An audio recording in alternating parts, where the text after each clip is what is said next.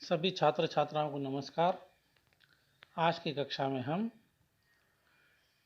हिंदी साहित्य के आधुनिक काल के स्वर्ण युग कहे जाने वाले छायावाद काव्य के 4 आधार स्तंभों में से एक जयशंकर प्रसाद पर चर्चा करेंगे। सर्वप्रथम हम उनके व्यक्तित्व और कृतित्व पर प्रकाश डालेंगे। जयशंकर प्रसाद का जन्म 1889 में काशी के प्रतिष्ठित कान्यकुब्ज वैश्य परिवार में हुआ था। उनके पिता देवी प्रसाद सुगनी साहू के नाम से प्रसिद्ध थे।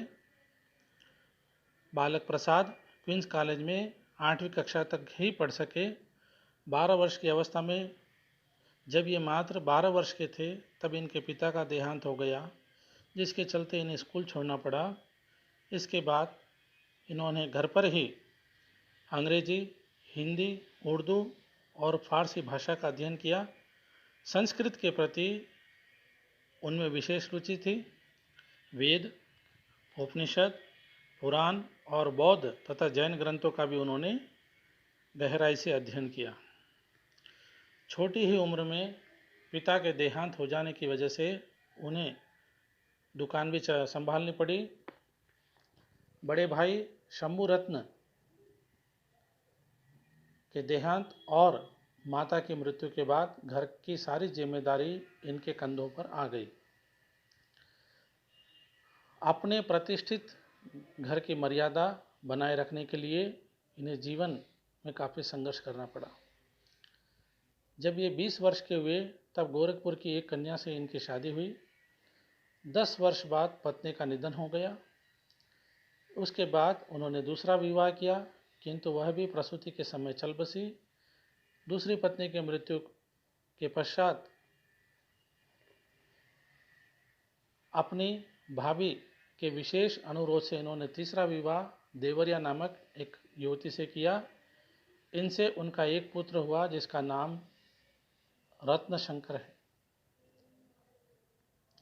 प्रसाद जी को बचपन से ही लिखने का शौक था। आरंभिक रचनाएं वे कलाधर के नाम से ब्रज भाषा में लिखा करते थे।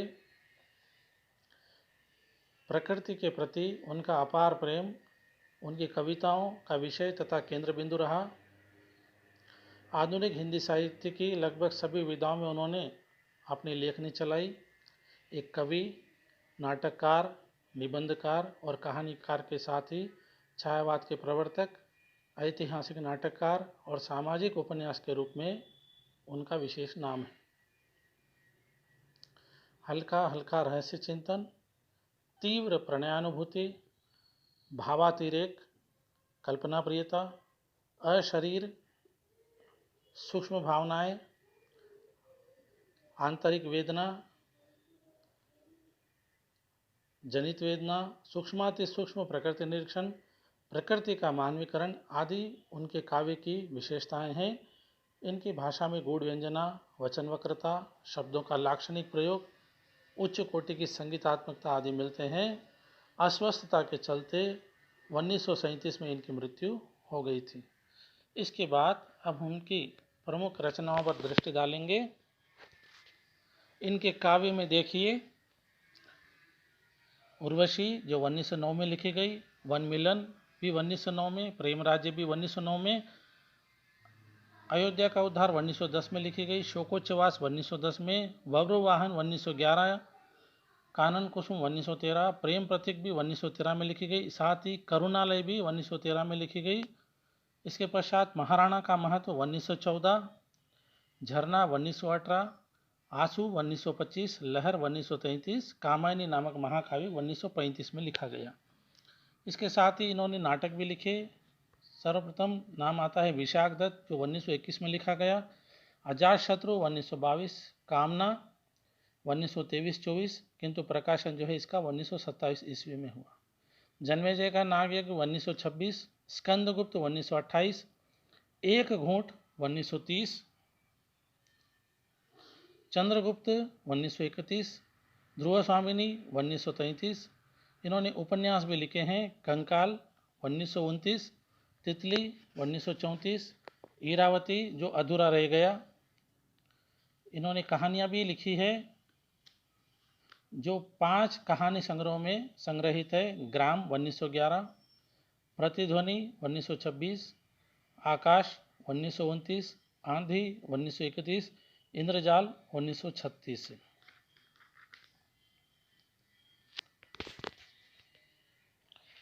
अब जो है इसके पश्चात हम इनके काव्य की प्रमुख विशेषताओं की चर्चा करेंगे।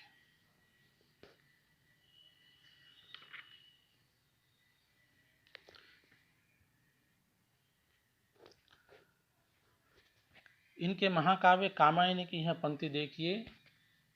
यदि इस पंक्ति का अनुसरण हम हमारे जीवन में करते हैं तो निश्चित ही हमें सफल होने से कोई भी शक्ति रोक नहीं सकती। पंक्ति देखिए, ज्ञान दूर कुछ क्रिया भिन्न है, इच्छा क्यों हो पूरी मन की। ज्ञान दूर कुछ क्रिया भिन्न है, ज्ञान दूर कुछ क्रिया भिन्न है, इच्छा हो पूरी कैसे मन की। एक दूसरे से मिल न सके यह विडंबना है जीवन की। कि मनुष्य को जो है अपने जीवन में इन 3 चीज़ों का समन्वय करना चाहिए, ज्ञान, इच्छा और क्रिया। ज्ञान, इच्छा और क्रिया। और दरअसल हमारे जीवन में क्या होता है, किसी भी वस्तु को प्राप्त करने की या किसी भी स्थान पर पहुंचने की हमारे मन में जिज्ञासा या इच्छा पैदा होती है। उस वस्तु के प्राप्त होने से पहले ही या उस स्थान को प्राप्त करने से पहले ही हमारा चंचल मन और किसी इच्छा पर जा बैठता है। अर्थात पहले जो इच्छा हुई थी वह वैसी ही अधूरी रह जाती है। अतः जयशंकर प्रसाद कहते हैं, हमको जीवन में यदि सफल होना है तो जो इच्छा हुई है उसको कैसे पूरा किया जाए उसका हमें ज्ञान प्राप्त करना चाहिए। और ज्ञान की प्राप्ति के बाद जो तरीका है उसको हमें क्रियात्मक व्यवहारिक रूप में जो है उसको लाना चाहिए। इस तरह इच्छा, ज्ञान और क्रिया का जब समन्वय होगा तब जो है हमारे जीवन में हम जिसे चाहते हैं वह हमें मिल सकेगा, या जिस स्थान को हम पाना चाहते थे, जिस पद तक हम पहुंचना चाहते थे, हमारी हर मनोकामना पूरी हो जाएंगी। तो इनकी ये पंक्तियां जो है साधारण काव्य न होकर एक महामंत्र है। ज्ञान दूर कुछ क्रिया भिन्न है, इच्छा क्यों पूरी हो मन की, एक दूसरे से मिल न सके यह विडंबना है जीवन की। इसके साथ ही देखिए स्त्री के महत्व को लेकर जो है वे कहते हैं कि जो है पुरुष अपने को स्त्री से श्रेष्ठ होने का जो है दम भरता है, वह स्वयं को जो है स्त्री से जो है श्रेष्ठ मानता है।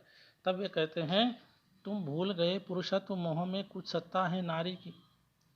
तुम भूल गए पुरुषत्व मोह में कुछ सत्ता है नारी की, समरसता है संबल बनी अधिकार और अधिकारी की।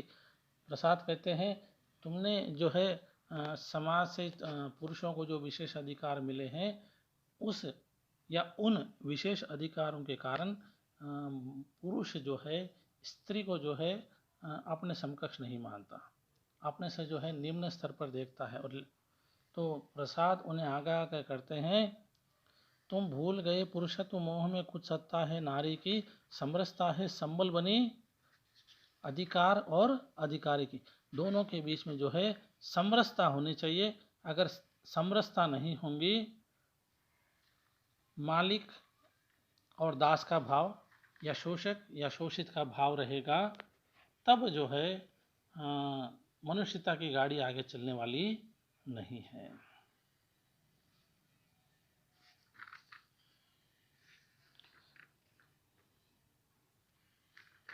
आगे देखिए,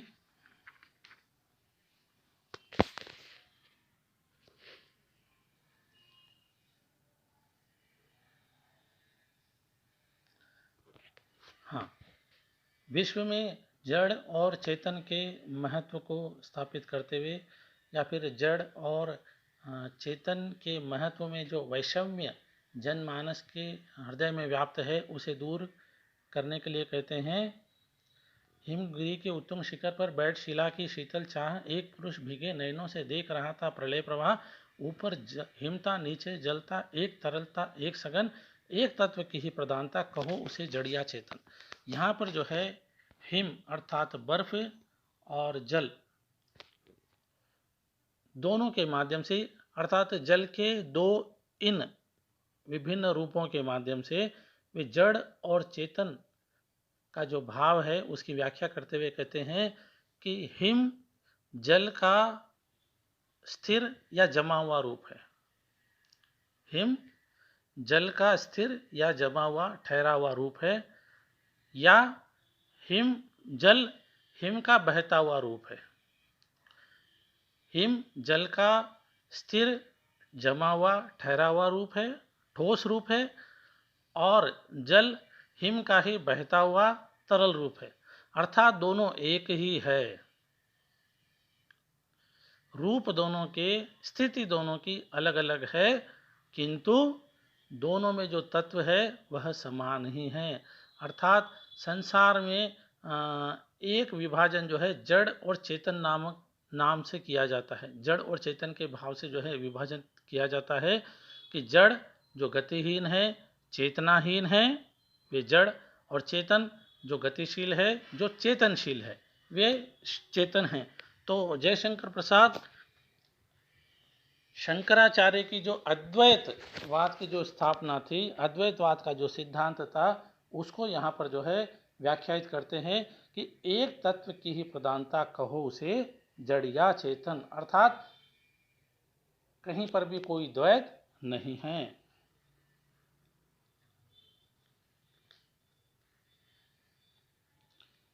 इसके बाद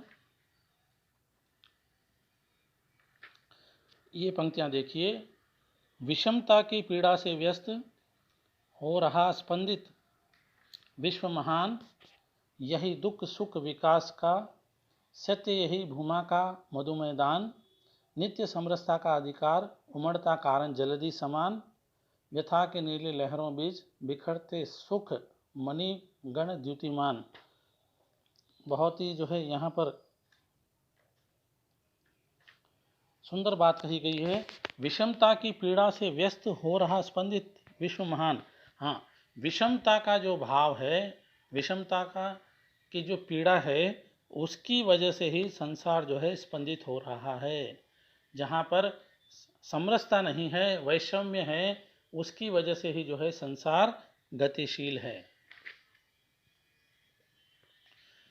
वे कहते हैं प्रसाद, यही दुख सुख का सत्य, यही भूमा का मधुमय दान, कि विषमता का जो भाव है या विषमता से उबरने का जो भाव है, यही सुख दुख सुख के विकास का सत्य और यही भूमा का मधुमय दान है।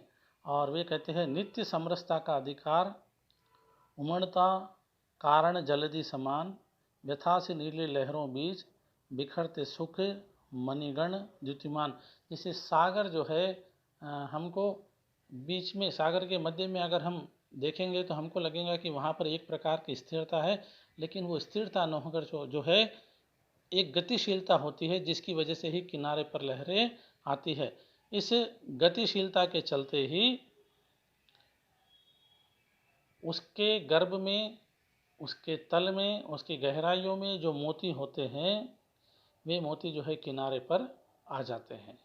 वैसे ही मनुष्य का जीवन विषमता के चलते, समरसता के अभाव में निरंतर चिंतित होता है, चिंता में डूबा होता है, जिसकी वजह से उसके हृदय में मोती रूपी सुख के जो क्षण हैं, मोती रूपी सुख के जो पल है, वे उससे दूर हो जाते हैं। दुख की चिंता में डूबा, विषमता के भाव में डूबा, वह उसके पास जो सुख के क्षण हैं, सुख के जो फल है, सुख रूपी मोती है, उसकी भी वह अनदेखी, उपेक्षा कर जाता है और सुख के उन फलों से वह वंचित हो जाता है।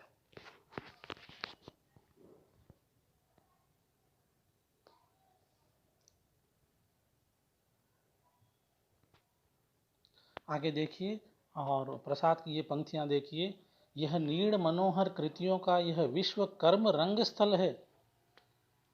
यह नीड़ मनोहर कृतियों का यह विश्व कर्म रंग स्थल है परंपरा लग रही यहाँ ठहरा जिसमें जितना बल है। यहाँ पर जो है यह नीड़ मनोहर कृतियों का, संसार के बारे में कहते हैं कि संसार जो है एक नीड़ है, एक घोंसला है, एक घर है, वह भी मनोहर कृतियों का। जैसे सत्यम शिवम सुंदरम की जो अवधारणा है कि सत्य को जो है शिव भी होना चाहिए और सुंदर भी होना चाहिए, अर्थात सत्य को दूसरे की भलाई करने वाला भी होना चाहिए और सुंदर भी होना चाहिए। वर्तमान में हम कहते हैं कि सत्य जो है कड़वा होता है। जो हटवादी होते हैं सत्य को लेकर, वे कहते हैं कि सत्य कड़वा होता है, लेकिन भारतीय दर्शन कहता है सत्यम शिवम सुंदरम, सत्य जो है शिवम भी होता है और सुंदर भी होता है। तो इसी सुंदरता के भाव को लेकर यहाँ पर जयशंकर प्रसाद कहते हैं यह नीड़ मनोहर कृतियों का यह विश्व कर्म रंग स्थल है। अर्थात इस संसार को अगर आप कुछ दे सको तो आप सुंदरता दीजिए, मनोहर या मन को हरने का भाव या मन को हरने वाली कृतियां इस संसार को दीजिए। और यह विश्व कर्म रंग स्थल है, अर्थात यह विश्व जो है कर्म का रंग स्थल है, जहाँ पर हमें अपना कर्म करना है और आगे बढ़ना है। और वे कहते हैं है परंपरा लग रही यहाँ ठहरा जिसमें जितना बल है। और यहाँ पर जो है परंपरा लग रही है, एक के बाद अनेक विभूतियाँ, एक के बाद अनेक क्षमतावान मनुष्य आ रहे हैं। आप में अगर बल होगा, आप में अगर शक्ति होगी, आप में अगर सक्षम होंगे तो आप ठहर जाएंगे, नहीं तो आपको आगे जाना ही पड़ेगा। आप किसी स्थान पर अनवरत काल के लिए बने नहीं रह सकते। और देखिए चिंता के भाव को लेकर वे कहते हैं दुख के डर से तुम अज्ञात जटिलताओं का कर अनुमान, काम से झिझक रहे हो आज भविष्य से बनकर आजा अनजान। कि जो दुख की कल्पना तुमने मन में कर रखी है वो तो अभी आया ही नहीं। तुमने जो अज्ञात है, जिसके बारे में पता नहीं है, उसकी कल्पना तुमने, उसका अनुमान तुमने पहले से ही लगा लिया। कि मनुष्य हमेशा जो है किसी भी कार्य को करने से पहले जो है असफलता के बारे में सोच लेता है। तो वे कहते हैं दुख के डर से तुम अज्ञात जटिलताओं का कर अनुमान, काम से झिझक रहे हो आज भविष्य से बनकर अनजान। काम से तुम झिझक रहे हो क्योंकि भविष्य में पता नहीं तुम असफल हो जाओ, दुख आ जाएं, जटिलताएं आ जाएं। इन सब बातों को छोड़कर जो है हमेशा पॉजिटिव सकारात्मक बने रहने के लिए प्रसाद यहाँ पर कहते हैं।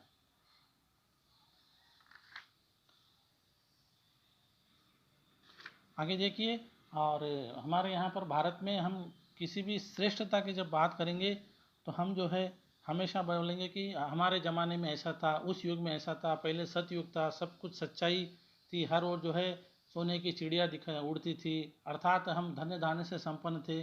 श्रेष्ठता की बात जो है हम प्राचीन काल में ही करते हैं। वर्तमान समय में उदाहरण देने के लिए हमारे पास या तो नहीं होते हैं, यदि होते भी हैं तो बहुत अल्प मात्रा में होते हैं। तो प्रसाद कहते हैं पुरातनता का यह निर्मोह सहन करती न प्रकृति पर एक, नित्य नूतनता का आनंद किए हैं परिवर्तन में टेक। सीधे सीधे बता देते हैं पुरातन का यह निर्मोह, निर्मोह अर्थात सांप की केंचुली। पुरातन का यह निर्मोह सहन करती न प्रकृति पर एक, पुरातन प्राचीनता, प्राचीनवादिता, वाद जिसे कहते हैं प्राचीनवाद, प्राचीन से जुड़ाव या परंपरा से जुड़ाव गलत नहीं है, लेकिन परंपरावादी हो जाना, प्राचीनवादी हो जाना, पुरातनवादी हो जाना यह गलत है। पुरातनवादिता, प्राचीनवादिता, रूढ़िवादिता, परंपरावादिता को वे कहते हैं निर्मोह, अर्थात सांप की केंचुली। जैसे ही सांप के ऊपर की त्वचा उसके लिए अनुपयोगी हो जाती है तो सांप उस केंचुली को छोड़ देता है, उसी तरह हमें पुरातनता का मोह छोड़कर हमको आगे बढ़ना होगा, क्योंकि प्रकृति जो है हमेशा नवीन है। हर पल जो है प्रकृति नवीन होती है, इसीलिए प्रकृति हमको इतनी ज़्यादा आकर्षित करती है। पुरातन का यह निर्मोह सहन करती न प्रकृति पल एक, नित्य नूतनता का आनंद किए हैं परिवर्तन में टेक। परिवर्तन होगा हमेशा, प्रकृति में कुछ न कुछ नवीन होता ही रहेगा। और यहाँ पर देखिए सत्य को लेकर बात की जाती है कि सत्य मैंने शास्त्र में पढ़ा है, वहाँ पढ़ा है, यहाँ पढ़ा है, तो वे कहते हैं और यह सत्य और सत्य, यह एक शब्द तो कितना गहन हुआ, मेघा के क्रीड़ा पंजर का पाला हुआ सुहा है, सब बातों में खोज तुम्हारी रटसी लगी हुई है, किंतु स्पर्श से तर्क करो के बनता छुई मुई है। किसी और के सत्य को अपना मानकर हम जो है उसको उसका अनुसरण करते हैं, उसको सत्य बताते हैं। और हमारा सत्य जैसे तोते की रटंत है, तोते को जैसा रटा दिया जाता है वैसे ही तोता जो है बात को जो है बार बार दोहराता जाता है, तो हम भी वैसे ही करते हैं। ये कहते हैं कि सत्य आपका यदि तर्क पर आधारित नहीं है तो सत्य सत्य नहीं है, किंतु सत्य जो है बहुत बार तर्कातीत होता है, फिर भी बिना तर्क के सत्य नहीं चलता है। और देखिए एक और पंक्ति इनकी बहुत सुंदर है, मैं शासक चिर स्वतंत्र तुम पर भी मेरा हो अधिकार असीम सफल हो जीवन मेरा। कि शासक जो नियम बनाते हैं शासितों के लिए, जनता के लिए शासक जो नियम बनाते हैं, क्या वे लोग उन नियमों से ऊपर होते हैं? क्या वे नियम उन लोगों पर लागू, उन शासकों पर लागू नहीं होते हैं? तो यहाँ पर वे कहते हैं कि शासक और शासित अर्थात प्रजा और राजा दोनों भी नियमों से जुड़े हुए हैं, दोनों भी नियमों से स्वतंत्र नहीं हैं। जो नियमों को लेकर, कानून को लेकर राजनेता अराजकता फैलाते हैं, उनके लिए जयशंकर प्रसाद का यह जवाब बहुत ही सुंदर है।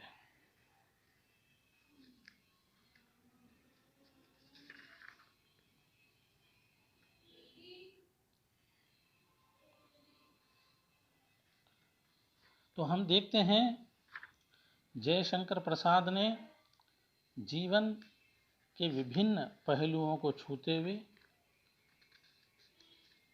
जीवन को एक नई दिशा देने का प्रयास किया है। और वे मानते थे कि मनुष्य को जो है सतत प्रयासरत होना चाहिए, कहीं पर भी ठहरना नहीं चाहिए। उनकी यह पंक्ति भी बहुत प्रसिद्ध है कि हमें पहुंचना है उस सीमा इस उद्देश्य का, इस पथ का उद्देश्य नहीं है शांत भुवन में टिक रहना, इस पथ का उद्देश्य नहीं है श्रांत भुवन में टिक रहना, किंतु पहुंचना उस सीमा तक जिसके आगे राह नहीं है। अर्थात वे वहां तक पहुंचना चाहते हैं जिसके आगे कोई राह ही नहीं बचती है, आगे जाने के लिए कुछ भी नहीं बचता है। जिस रास्ते पर वे चले हैं उसका उद्देश्य किसी मंजिल पर ठहरना नहीं है, अनवरत चलते जाना है, सफ़र को कभी भी रोकना नहीं है। और इच्छा, क्रिया और ज्ञान के समन्वय की बात कर उन्होंने जो है मनुष्यता को जो है समरसता का या समन्वयवाद का बहुत ही सुंदर संदेश दिया है। आज की कक्षा हम यहाँ पर समाप्त करते हैं। धन्यवाद।